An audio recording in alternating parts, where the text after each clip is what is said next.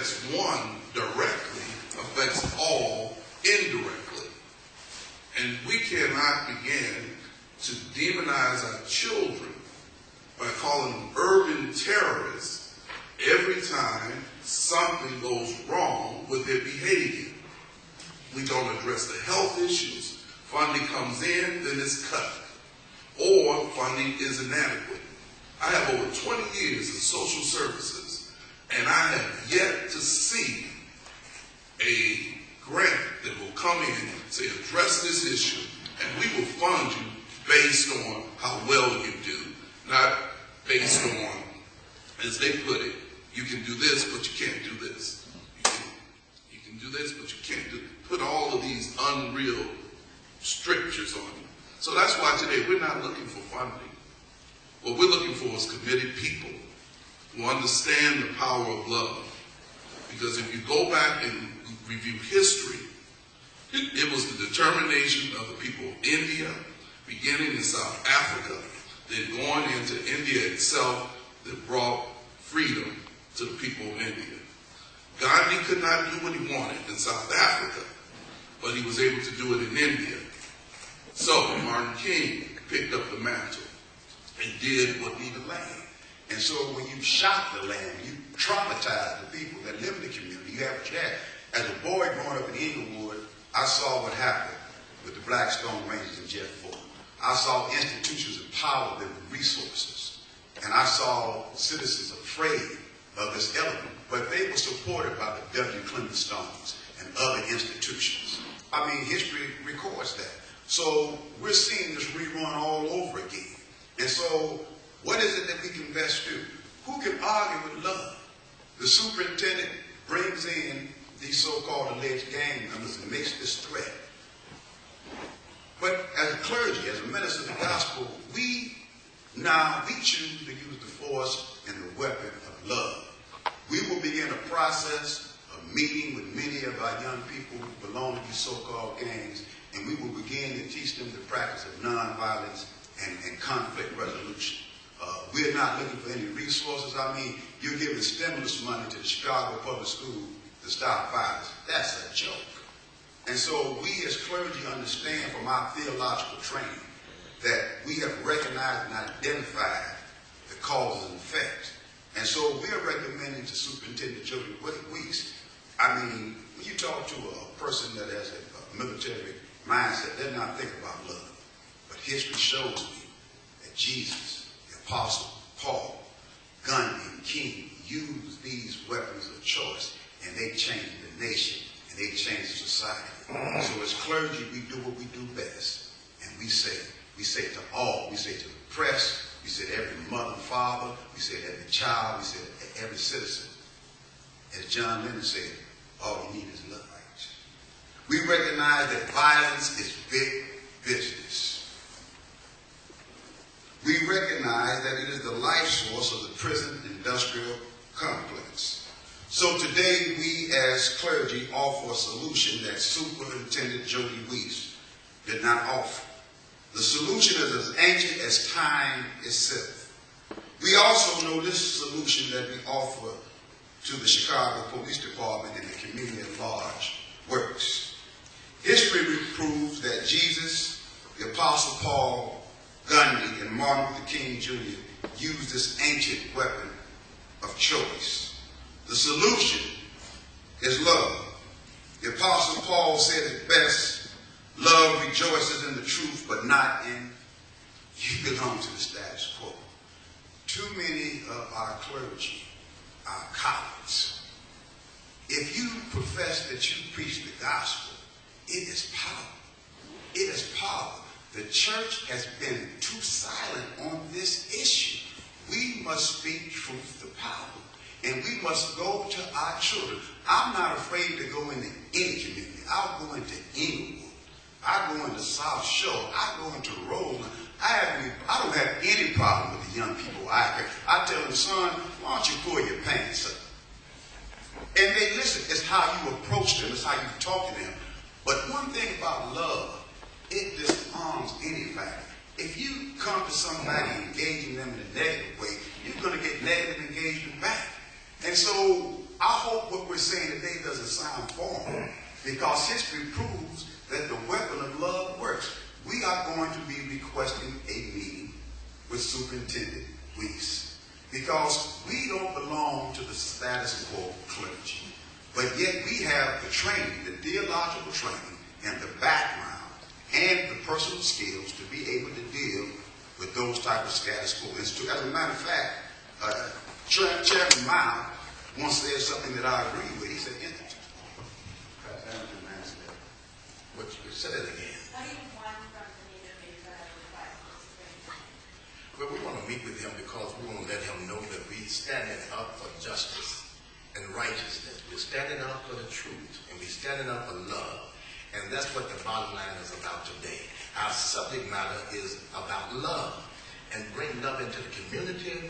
We want to meet with him and stop talking about all this senseless killing and all this craziness. We got a lot of mess going on in the streets and around the country and around the globe.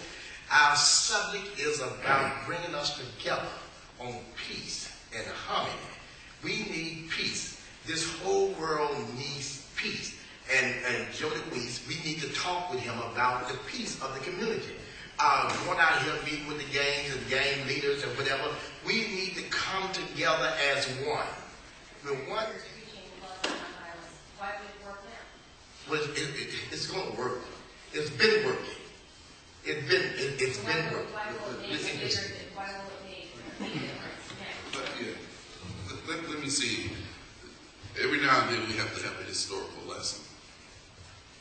If you consider the movement of love in this country, and we're talking about organized movement. We're not talking about pie in the sky, I love you, oh, so sweet, blah, blah, blah. Love is a disciplined effort that you have to use for strategic change. Martin King, if you look at how he organized the civil rights movement, along with many, many others, he is just a representative of that movement. Love was used because the way they dress, where they live, whatever. There are sweeps. If you go on the west side of the city, sometimes they just go down the street, see young black men hanging out, and then they lay them in the middle of Central and frisk them. For no apparent reason. I watched this. I asked police officers about it. And they would tell me, you know what? We have to do this. Do you hear what I'm saying? Who would allow for somebody to come on the north side of the city and lay their children in the middle of the street and say they have to do this? There's something wrong with how we approach people. And we have to change that. You cannot continue to look at us and see something other than who we are. We are human beings, all of us. And we all must stand for this issue of love. So, You said yourself earlier, Pastor Williams, I believe you said it earlier, that violence is big business. So why would these gangbangers, whatever you want to call them, why do you think they're prepared to change now? the big business does not go into, again, use the term gangbangers. The big business side of it is not for these young men and women. They don't earn any big dollars. That is probably the biggest myth. The average kid, if he gets into any trouble with the illegal sale of drugs or whatever, and listen now, we got to understand, keep the percentages clear. Among African American males, approximately the percentage of drug users overall, if you got 100% drug users, you got about 45%. Of whites, you have 45% male. It is the same equality, a little less for white women versus black women. Now, who ends up in jail? Nobody tells me that when young white children come into the community to buy drugs, that they're arrested at the same time. Using the weapon of love. And so we say today, we are going to use love. And out of this church, we are going to form a movement. And that movement will be based on one thing, love. It works. This young man has hand up in the back. Yes, sir. How you doing? Go ahead, sir. Fahim Shabazz. I'm the founder of the BMU, which is the Black Men United Coalition. Yes, sir. We found out about your meeting at 10:30. I think it started at 11 o'clock, so we took time out with a few of the brothers to come and join in because we heard about the announcement of the gang meetings through Jody Weiss. Yes, sir. And one thing that we wanted to say was, well, I wanted to say personally, where are these gang leaders at? The gang leaders I know of, and the brothers with me, are in jail. The Larry Hoovers and Jeff Force, those type of individuals. Who is he meeting with? Because they're, like you said, they are rogue cops. They are rogue gangbangers. Correct. Rogue gangbangers are shooting each other without any type of jurisdiction surrounded around a gang creed. Or structure. So who is he meeting with? We want to know. And how is that going to affect change? We don't need, like you said earlier, a National Guard here. We need love, like you said. That's what we've been displaying. This is our symbol. Herbie, stand up, Black Men United. We have been active for about 4 months, signed up about 600 black men, because we feel that the black man has a certain responsibility. Jody Weiss, whether it's Mary Daly, whoever it may be, because we want people to understand there are some practical ways in which we can address this issue. And we're not going to cover all that today. We're not going to write the book for you today. But we will show you through action, and we will show you through success. And we have been in touch with whom we call gang bangers and gang leaders. We talk to our children, and believe me, they are ready for change. And the question is whether or not the people who are in leadership are ready for change. So gentlemen and ladies, we want you to take the time to address any more questions you have in the next 3 minutes, and we're going to call this to a close. I'm sorry, this gentleman first, please. You've been pretty clear about what the clergy, what you guys plan to do. I'm wondering what you think about from a policing standpoint. Does it make sense for police to call this meeting? Again, I'm going to take a moment of education, and we're going to change the term from gang leaders. Okay? Jody Weiss, in our mind, made the wrong decision, and he approached it the wrong way. You don't threaten people to do right. Now, we understand he is for law enforcement. All of us are law-abiding citizens. But we have to use our minds the way we need to. Do you not realize that the Iraqi war would not have gone on as long as, but we will also have a clear message informed on how we're going to be addressing these issues. I want to thank the press. You guys came with some very good questions. I really appreciate you, and we appreciate the time that you have spent with us this morning. A statement will be given to you today. A lot of those guys are not doing anything negative but hanging out. It's not a good association. Don't get me wrong, but it's a small percentage of black kids killing as compared to the whole black community. It's a small percent, and then you don't want to get labeled as being such in the black community. Sure. Can I just get his name really quick? Sure. F is in Frank. A-A-E-E-M. Yeah, Shabazz, S-H. A-U-E is in boy, A-Z-Z. What's your name? It is a tiny one. It's a small one. What's your name? What's your name? Heather. Pleasure.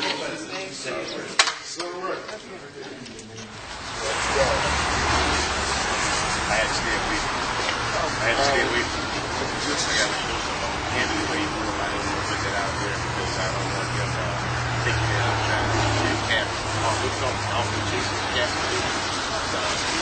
we live in a community. I've been around here for 42 years. I was still in the same house, same neighborhood. Right from the 88th year, basically, for the society to stereotype how people murder children. Yeah, some of us are. But some of us have children in college. Some of us have children about to graduate from college. The things that we didn't get to do in our community because we used to build somewhere, and I was asking them how to find this child. And these children basically hate themselves. And that's a serious situation. If you hate yourself, you couldn't possibly love me. You understand where I'm coming from? So it's exactly. So it's like that's what's missing from the home. The black man. You know what I mean? I have 21. How old is I graduated from How old is Daddy? 45% bonus scholarship. All black men are not bad. You look at us and say, okay, well that guy looks like a gorilla. Yeah, I was a gangbanger. I have been to prison. But that doesn't mean my children are going to. You understand? We like to talk to you too.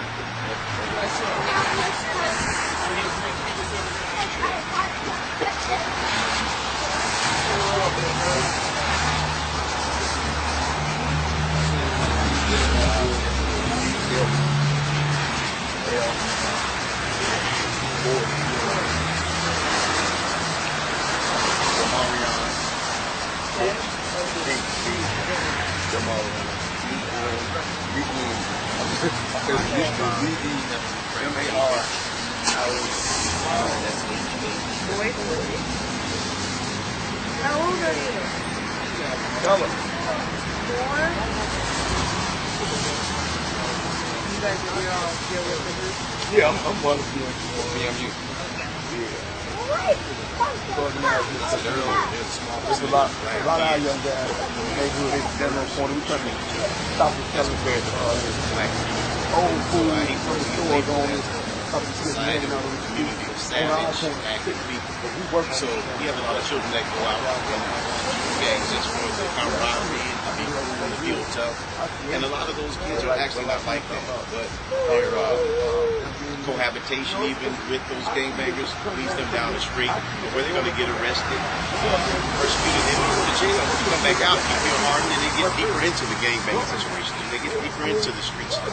So I was just hitting on the fact that we're all not savages like some of the media tries to make black people be throughout the world.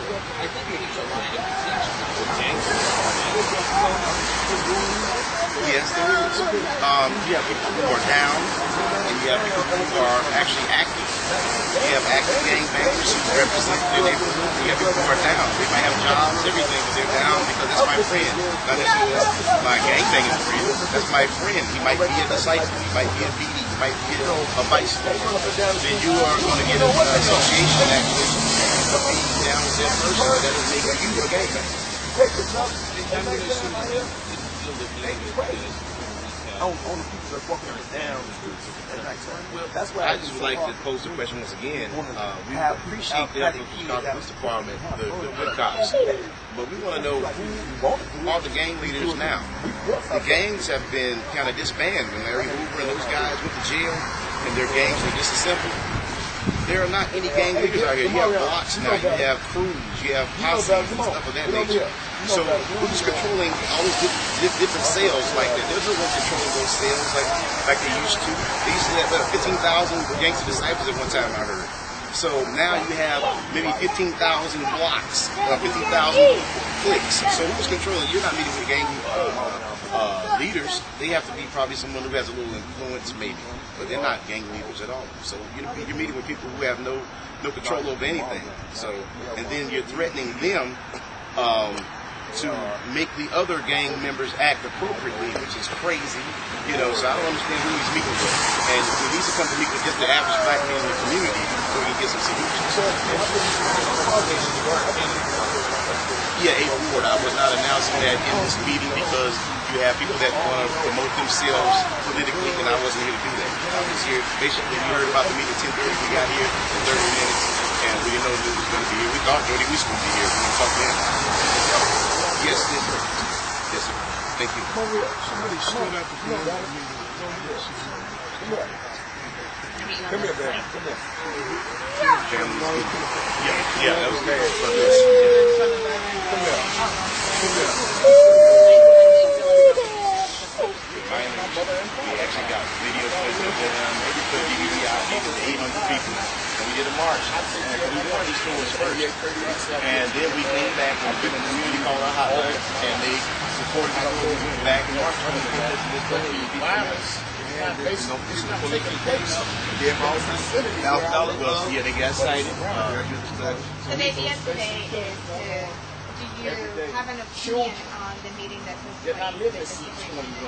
My opinion on meeting with gang leaders, that specific topic is ridiculous because there are that have any real influence. This is so big. I think it's embarrassing. You know I ain't been embarrassed you.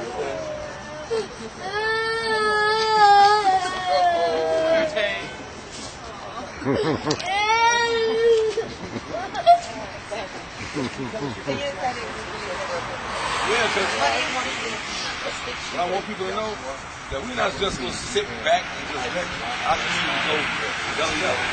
We don't want to see our kids out here killing each other, selling drugs, being on corners, hanging out. Really, what it is our kids are hanging the dope. We don't have no boys clubs. They don't, like they say on council, all the it's funny for the little school camps we do have around here. I mean, everything is missing. That's why our community is going there and snatching money out of every source that we had around here. That was real college. But I want our people, you know what I'm saying, to stand firm and come back to what we need to be coming back to. Us, our reality, our right, our livelihood, being part of society. Don't be doing this. Going crazy. No, don't tell me. Okay. It's just too much. It's too much out here. Everything's going crazy. what's the transition to be able to First cousins. So this is not a Black- place where we want our Black children men united. That's what The greatest deception that I have ever felt for in my lifetime was thinking that someone This May, actually, we did a protest march dealing with stores in the community that basically were selling outdated food. basically that's it. We want society to teach a child to make themselves how they possibly live. They had the biggest influence, so we can they home with these 5 guys. 4 or 5 houses. We're in the neighborhood that spans from 8th Avenue, 20-some hundred east, right over the college, 800 west, from 71st Street to 103rd. So how many gang leaders we have to talk to in this community to make a difference? When you know the place one block. That's why we showed up here, because we didn't agree with that, but it didn't make sense. So instead of doing that, it's to get them all, the idea is to get them all united. Well, see, the ideology is not to even, you don't have gang, you have black men that you need to talk to. The gangbangers or the gang members do respect black men when they stand up. So you don't need to talk to any gang leaders. They're just average working men in the community. And when we walk down the street, they do not give us problems. What do you think would be their ramifications? Having a meeting like that and having people Well, you know what, that would have to be taken up with Mr. Weiss and Daly because they have some type of plan evidently that is confusing a lot of us in the community. We don't know what is this about. Okay, when you meet with these gang leaders, what is to come out of this? Is it going to reduce the murder rate? You might enhance it. You might mess around and cause some type of, it looks like there's some trick in it to me. It doesn't add up. When I say eliminating us from It's very disturbing that you're making up these gang leaders.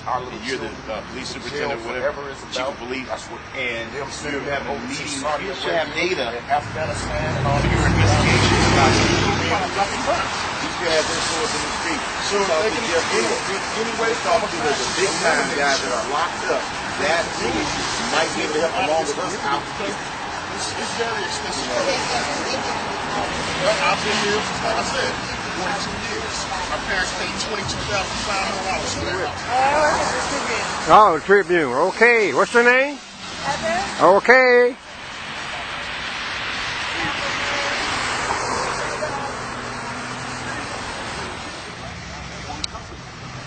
Ain't nobody to go to because no, you can't kill me. No, don't do that. That's what it's like. They were disbanded because of activities, different legal things that were going on. But there was a political edge in there because they were unifying and having a political base, which scared a lot of folks. They broke that gang up so they could sway elections, And now, that's why you have us mimicking New York. New York is a city where you have different nooks and boroughs and little areas. That's all we are. Like I said before, there are no gang leaders that can make any type of difference right there, unless you go to the prison where they're locked up at, hoping they reform themselves to reach out from the institutions to all working black men in the hood and some stuff in that block in my house or in front of my house or in my garage.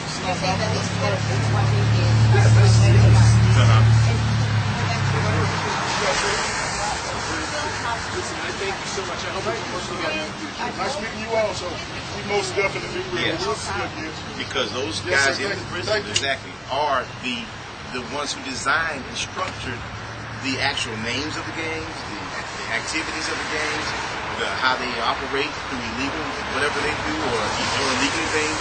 So you have to get their diagram. They have the diagram. So that's what we're trying to find out something they started. And they have influence big time on it. 773-370-4183. And I have email F_Shabazz, SHABAZZ at Comcast. Yes, at Comcast. Yes, my personal. Yeah. Yes. I'm 42. All right. Thank you. I need a number to Thanks a lot. See y'all. Peace and blessings. Talk to you. Yes, sir. Yeah, see you later. Thank you. You're welcome. Thank you all. Have a nice day. Thank you. And I want to say this. I think Joey Reese kind of messed up the game, right? When he called himself separated. We ain't got nobody to go to find out.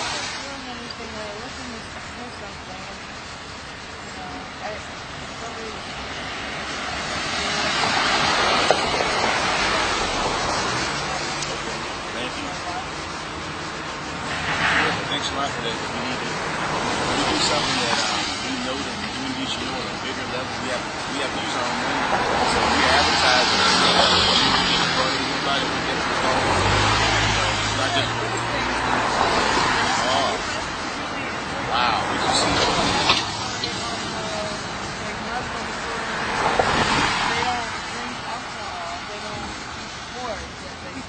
So we did a whole story on that. When you see that, there was a Sunni Muslim guy that showed up. We didn't even know him, but he got in the market with us. And he confronted them on that very issue about things that you do in your hadiths. You don't do that in any other community. And they're killing them at the same time. That food is out. Those horrible. It smells horrible. A lot of them have decent stores, but then they're selling loose squares. They're making millions of dollars off of loose cigarettes. You're not supposed to sell cigarettes out of a pack. And then minors. I have clips on Facebook where you see where I'm catching them up. I send kids in the store to see if they can buy them, and it's on there. So thanks a lot. Showing them my presence in the watch office. I'm just going to give you a deal.